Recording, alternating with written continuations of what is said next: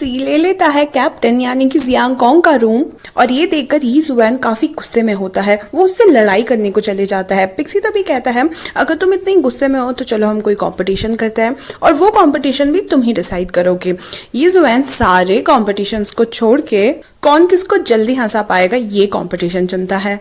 यी जुएन तरह तरह के मुंह बनाने लगता है जिसको देखकर उसके टीममेट्स की बहुत हंसी छूटती है, पर पिक्सी का फेस का एक्सप्रेशन बिल्कुल भी चेंज नहीं होता। पिक्सी कहता है बस इतना ही, चलो अब मेरी बारी है ना, और वो धीरे से यी जुएन के करीब जाता है और बंदरों की तरह मुंह बनाने लगता है। जो इंसान हमेशा इतना सीरियस रहता था उसका ऐसा मुंह बना हुआ देखकर यी जुएन अपनी हंसी रोक ही नहीं पाता और वो हार जाता है।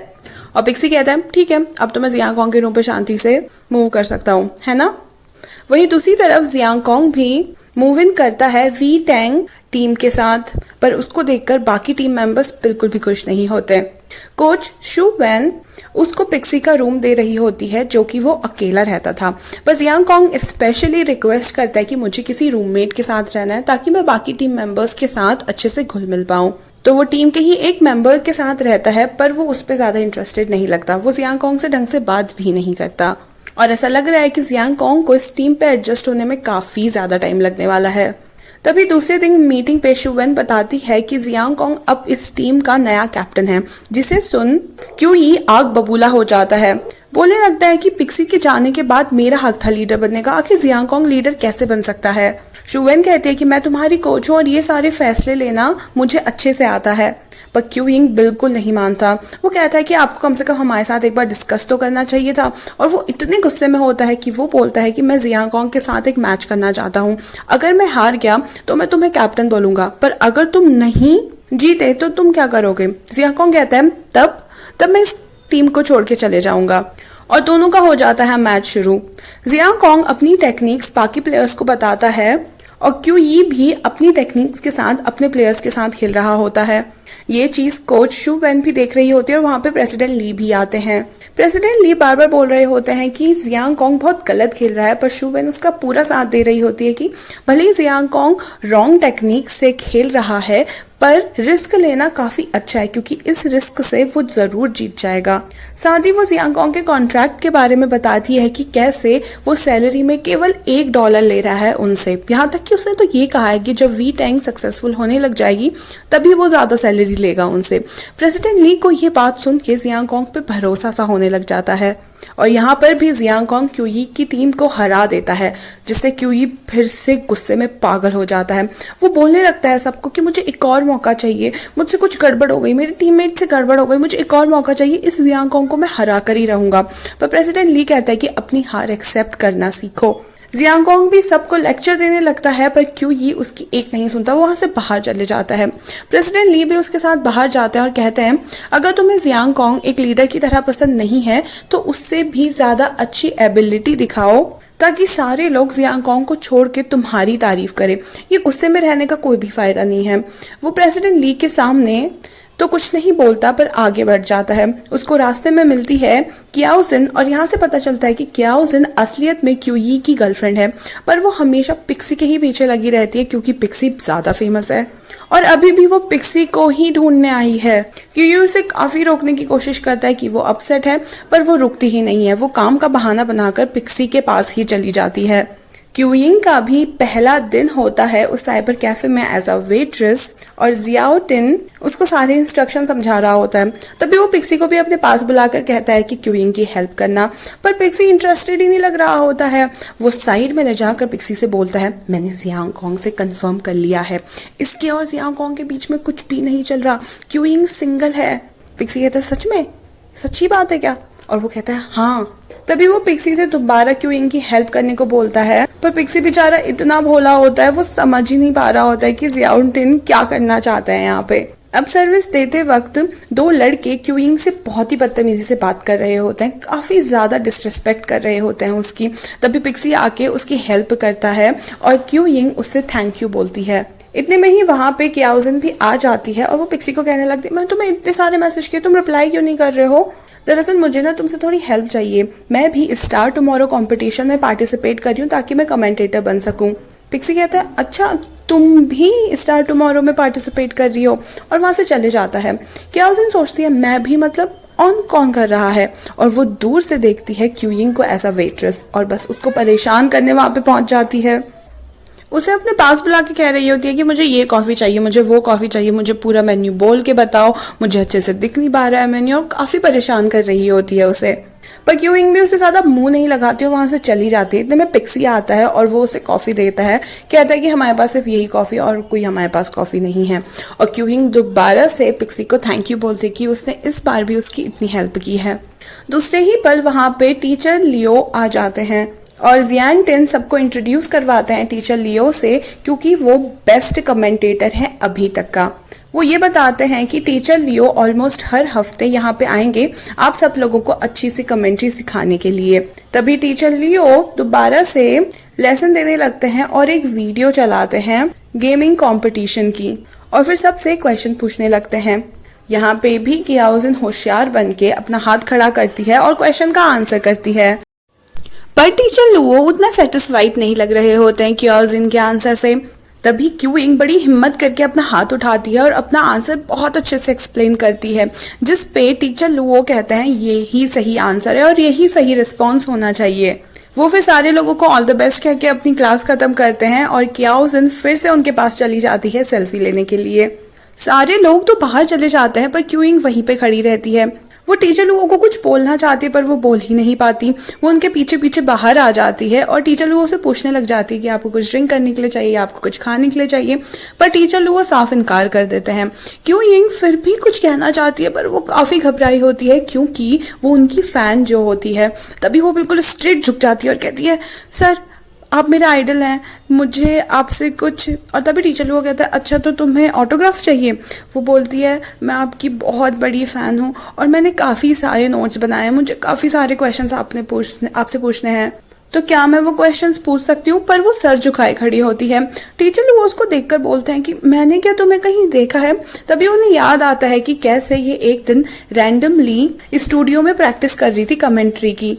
वो उसके पास जाते हैं और कहते हैं मैं आखिर कैसे ऐसी लड़की को कमेंटेटर बनता हुआ देख सकता हूँ जिसको इतनी भी हिम्मत नहीं है कि वो मेरे सामने सर ऊंचा करके बात कर सके, और वहां से उसे सुनाकर चले जाते हैं। अंदर जाके वो इस बारे में जियाउद्दीन को भी बताते हैं, पर वो बताता है कि क्यूइन काफ़ी मेहनती लड़की है। वो केवल अपने लुक्स का इस्तेमाल नहीं कर रही है पर वो काफ़ी मेहनत करती है। उसने केवल 1 महीने में ही सारे के सारे गेम टेक्निक्स सीख के बेस्ट प्लेयर्स के साथ कम्पीट किया और यहाँ तक कि जीत भी गई और यहाँ पे वेट्रेस की पोजीशन हासिल की है। पर टीचर लोगों को यकीन ही नहीं होता। वो बार बार यही कह रहे होते हैं कि क्यूइंग बाद में जाके अपने लुक्स का इस्तेमाल ज़रूर करेगी और ऐसे कमेंटेटर मुझे बिल्कुल भी पसंद नहीं है।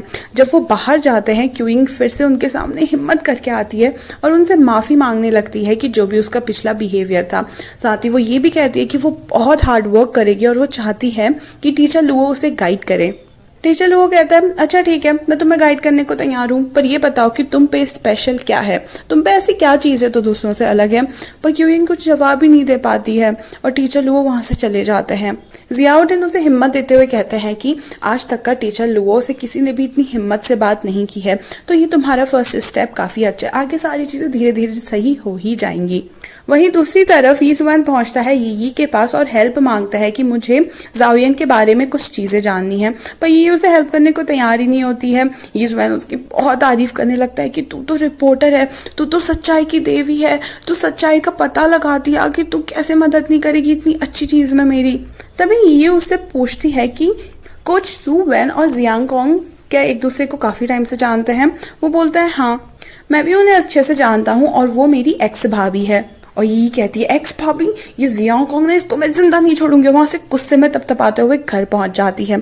घर पहुँच के वो क्यूइंग को सारी बातें बताती है और कहती है ये जुएन की एक्स भाभी, इसका मतलब जियांग कॉन्ग की एक्स गर्लफ्रेंड। और शायद तभी सुवेन ने वी टैंग टीम में जियांग कॉन्ग को लिया है ताकि वो दोबारा से रिलेशनशिप में आ जाए। ये बात क्यूइंग को डिस्टर्ब कर रही होती है, पर वो यी से कहती है अभी मेरे पास बहुत सारी चीज़ें करने को, मेरा करियर सेटल नहीं है, मुझे होम लोन्स भरने हैं, साथ ही मुझे स्टार टुमारो कंपटीशन में फोकस करना है, तो ये सारी चीज़ें बातें सोचने का मेरे पास बिल्कुल भी टाइम नहीं है। दूसरे ही दिन स्टार टुमारो कंपटीशन के हो रहे होते हैं रजिस्ट्रेशन, और जब वो प्रोफाइल देखते हैं तो वहां पे उन्हें 1000 क्वेश्चंस के सही आंसर देने होते हैं, वो भी केवल 1 घंटे में। और अगर एक क्वेश्चन गलत हो गया तो उन्हें सारा का सारा चीज दोबारा से स्टार्ट करना होगा।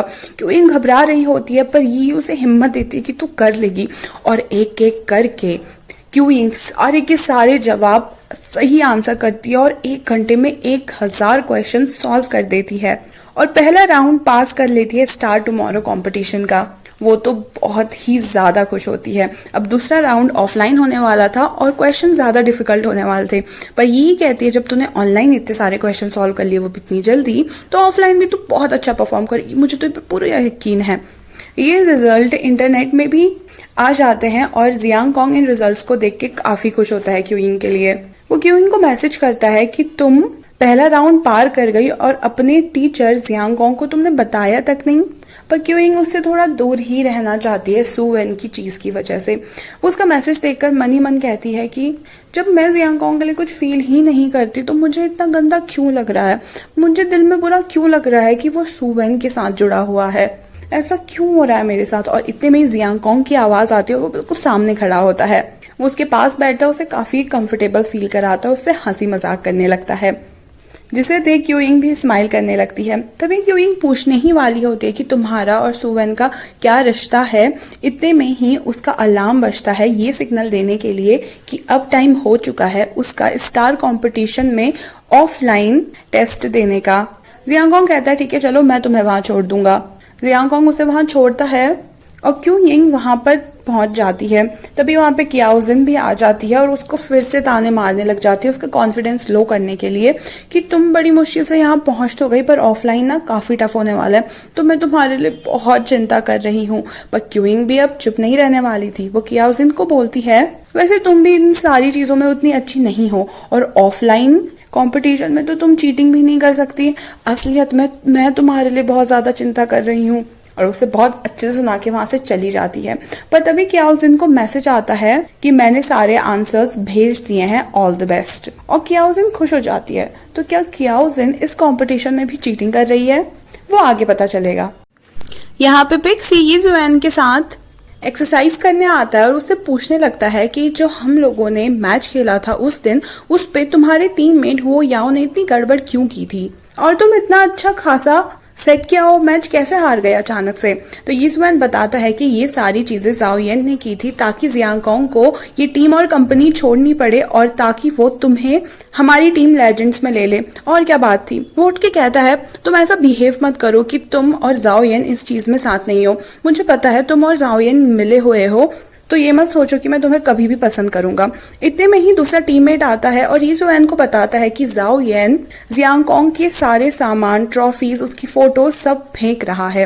यीजुएन गुस्से में तपतपाता हुआ वहां जाता है और जो उसकी ट्रॉफीज निकाल रहा होता है उससे मारपीट करने लगता है, यहाँ तक कि वो तो ज़ाओ येन को मारने को भी आगे दौड़ता है। पर एन मौके पे पिक्सी आके उसे रोक लेता है और कहने लगता है कि अपने पे कंट्रोल करो यीजुएन। पर ज़ाओ येन उसे बोलने लगता है जब जियांग कॉन्ग यहाँ है ही नहीं तो उसकी चीज़ें यहाँ पे रखने का क्या फ़ायदा है। पर पिक्सी पूरी यीजुएन की साइड ले रहा होता है, उसको डिफेंड कर रहा होता है। यीजुएन को इस बात पे भी गुस्सा आ जाता है और पिक्सी से कहने लगता है मुझे ये मत दिखाओ कि तुम और ज़ाओ येन इस चीज़ में साथ नहीं हो, मुझे पता है कि तुम इससे मिले हुए हो। ज़ाओ येन को इतना गुस्सा आ जाता है, वो बोलता है कि यीजुएन अब से तुम सब्स्टिट्यूट में खेलोगे। इसका मतलब जब सारे प्लेयर्स खेल के बैठ जाएंगे या कोई एक प्लेयर गलती से बाहर हो जाएगा तब जाके यीजुएन को खेलने का मौका मिलेगा। पर इस बात से यीजुएन को फर्क पड़ने ही कहाँ वाला था। वो जियांग कॉन्ग की सारी चीज़ें अपने साथ लेकर चले जाता है वहाँ से। पिक्सी भी अपनी ट्रॉफीज उठाने लगता है। ज़ाओ येन उससे कारण पूछता है तो वो कहता है अगर कभी मैं दूसरे दिन लेजेंड्स छोड़ दूंगा तो आप मेरी भी मेहनत से जीती हुई ट्रॉफीज फेंक दोगे बिल्कुल कूड़े की तरह, और वहाँ से चले जाता है। यहाँ पे हम देखते हैं कि ये बड़े गुस्से में तभी हुई एक क्लब के अंदर घुस रही है और किसी को ढूंढ रही है। वो और किसी को नहीं बल्कि यीजुएन को ढूंढ रही होती है, क्योंकि यीजुएन ने उसे मैसेज किया होता है कि मैं यहाँ हूँ, प्लीज़ जल्द से जल्द यहाँ पर आ जा। यीजुएन कहता है अगर तू 1 घंटे में नहीं आती ना और तो मैं पक्का मर जाने वाला था। उसकी हालत देखी ये उसका मजाक उड़ाने लगती है कि कितने लोगों ने तुझे पकड़ के मार रखा है। वो कहता है मार रखा है, मैंने मारा है लोगों को क्योंकि वो मेरे ब्रदर कॉन्ग की चीज़ें टच कर रहे थे इसलिए। यही कहती है आखिर ब्रदर कॉन्ग में ऐसा है क्या, वो बदतमीज़ इंसान में ऐसा क्या है जो तुम और क्यू यिंग उसके इतने ज़्यादा दीवाने हो। यीजुएन कहने लगता है अगर आज ब्रदर कॉन्ग नहीं होते तो मैं अभी भी सड़क पे पड़ा होता। तभी हम फ्लैशबैक पे जाते हैं और दिखता है कि कैसे यीजुएन पहले एक डिलीवरी गाय हुआ करता था जो अपनी जॉब से बिल्कुल खुश नहीं था, उसे बहुत बेइज्जती सहन करनी पड़ती थी। तभी वहां पर एक दिन जियांग कॉन्ग आता है और उससे लेजेंड्स टीम ज्वाइन करने को बोलता है। यीजुएन इन सारी चीज़ों को मजाक समझता है और वो सीरियस नहीं होता इन बातों के लिए। वो सोचता है कि जियांग कॉन्ग उसका बस मजाक उड़ा रहा है। पर जब जियांग कॉन्ग उसे पैच दिखाता है लेजेंड्स टीम का और कहता है कि मैं सीरियस हूँ, तुम अच्छा खेलते हो, तुम लेजेंड्स टीम में आ सकते हो और ये एक परमानेंट जॉब है, तुम्हें परमानेंट सैलरी भी मिलेगी, तो यीजुएन तैयार हो जाता है ट्रेनिंग के लिए और लेजेंड्स टीम ज्वाइन कर लेता है। तभी यीजुएन इतना ज़्यादा प्यार करता है जियांग कॉन्ग को क्योंकि उसकी वजह से ही आज वो एक स्टेबल जॉब और स्टेबल सैलरी पे है। ये कहने लग जाती है उसकी फ़ोटो देखकर कि अच्छा तो ये बदतमीज़ इंसान भी कभी कभी इतना अच्छा हो सकता है, मुझे तो यकीन ही नहीं होता है। और तभी आ जाता है क्यू यिंग का कॉल। यी को इतना ज़्यादा पिया हुआ सुनकर वो कहती है कि वहीं पे रुकना, मैं अब भी तुझे लेने आ रही हूँ। जैसे ही क्यू यिंग पहुँचती है उसके सामने जियांग कॉन्ग भी आ जाता है क्योंकि वो यीजुएन को लेने आता है। पर क्यू यिंग उसे अवॉइड करके जा रही होती है। जब जियांग कॉन्ग पूछता है कि क्या मैं तुम्हारी हेल्प कर सकता हूँ कंपटीशन के लिए, वो मन ही मन कहती है कि नहीं, ये और सुवेन अब साथ में हो जाएंगे तो मुझे इससे दूर रहना ही अच्छा है। और वो मना करके अंदर जा रही ही होती है कि ये और यीजुएन बाहर आ जाते हैं और ये बड़बड़ाने लग जाती है कि तू इतना बदतमीज इंसान है, तू पहले से ही तेरी गर्लफ्रेंड है और फिर भी तू दूसरी लड़कियों के पास जा रहा है। जियांग कॉन्ग कहता है ये किस चीज़ के बारे में बात कर रही है। तभी ये के मुंह से निकल जाता है सुवेन और क्यू यिंग उसे रोकने की कोशिश कर रही होती है, पर फिर भी यही बोल ही देती है कि मुझे यीजुएन ने बताया कि सुवेन इसकी भाभी है, मुझे इसने बताया कि वो इसकी भाभी है। और जियांग कॉन्ग यीजुएन का कान पकड़ के बोलता है अच्छा तो तू भी ऑनलाइन रूमर्स पे बिलीव कर रहा है हाँ। और तभी वो समझाने लग जाता है क्यू यिंग को कि सुवेन केवल इसकी ही नहीं मेरी भी भाभी है, मेरा दोस्त यानी कि ब्रदर सुन की एक्स गर्लफ्रेंड थी सुवेन, और हम दोनों के बीच में कुछ भी नहीं चल रहा है। जो भी ऑनलाइन रूमर्स है ना वो सारे के सारे झूठ हैं, वो खाली अफवाहें हैं और कुछ भी नहीं। और क्यू यिंग शर्मा के स्माइल करने लग जाती है। जियांग कॉन्ग कहता है अच्छा तो तभी तुम इतना अजीब बिहेव कर रही थी मेरे साथ, यही कारण था। क्यों कहती है नहीं नहीं, तुम्हारी कितनी भी गर्लफ्रेंड्स हो मुझे क्या फ़र्क पड़ता है, वैसे भी अफवाहों में तो बहुत सारी गर्लफ्रेंड्स है तुम्हारी। और जियांग कॉन्ग उसे छेड़ते हुए कहता है हाँ जितनी भी गर्लफ्रेंड्स हैं उन सारी गर्लफ्रेंड्स में से सबसे ज़्यादा जिससे मेरा नाम जोड़ा गया है वो तुम ही हो, तो तुम फर्स्ट नंबर पे हो मेरी अफवाहों वाले गर्लफ्रेंड्स में से।